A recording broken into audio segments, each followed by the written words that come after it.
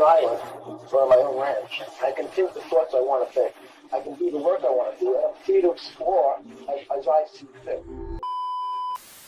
So it turns out that Epstein had many more other places, like his private island, where he used to do all these horrific things from.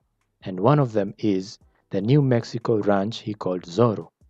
In 2019, the new owner of the ranch received a message from someone claiming that there were 2 foreign girls buried somewhere in the ranch.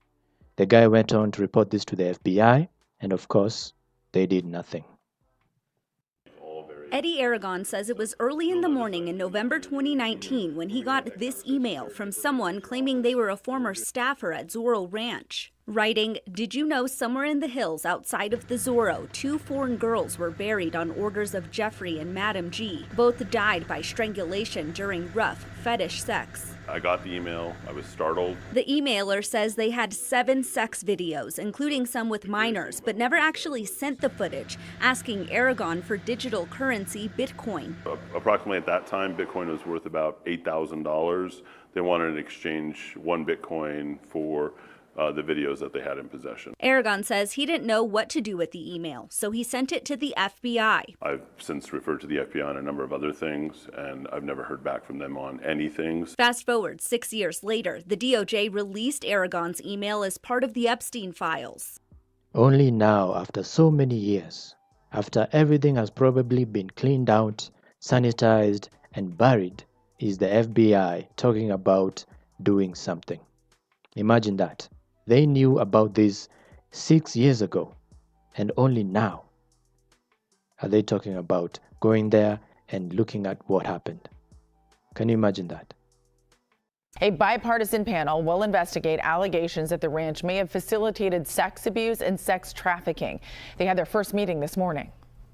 Anyone that has information about Jeffrey Epstein's activities in New Mexico, we would love for you to come forward to us. We will provide a safe space to have that conversation and have the legal infrastructure to ensure that we can get you on the record.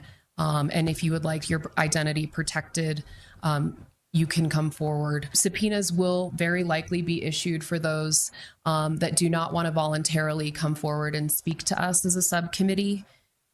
We will not only be scrutinizing and reviewing all available documentation for subpoenas to be promulgated to different folks, but there are already folks of interest pertaining to Epstein's activities and criminal conduct that we will be looking into.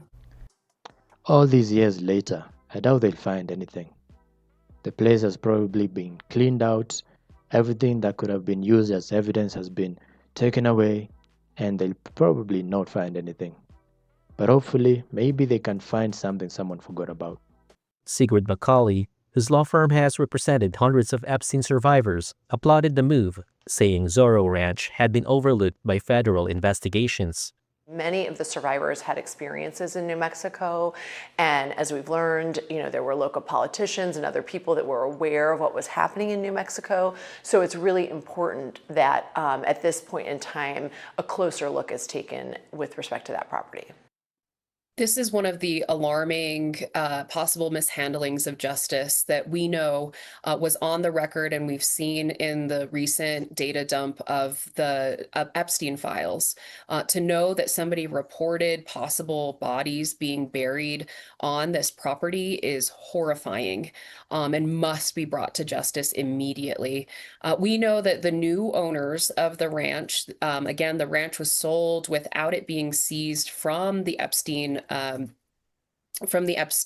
estate at the time, even though our Department of Justice in New Mexico had requested for that property to be seized and for an investigation to be done. It was never done by the federal government. So critically important that the public knows that we are not playing political games around the importance of this investigation. This bipartisan commission is fully committed to what we're trying to discover. We need to know what Jeffrey Epstein was doing in New Mexico, how he was doing it, and why he was doing it. I wonder what they can even do now when the place is getting demolished.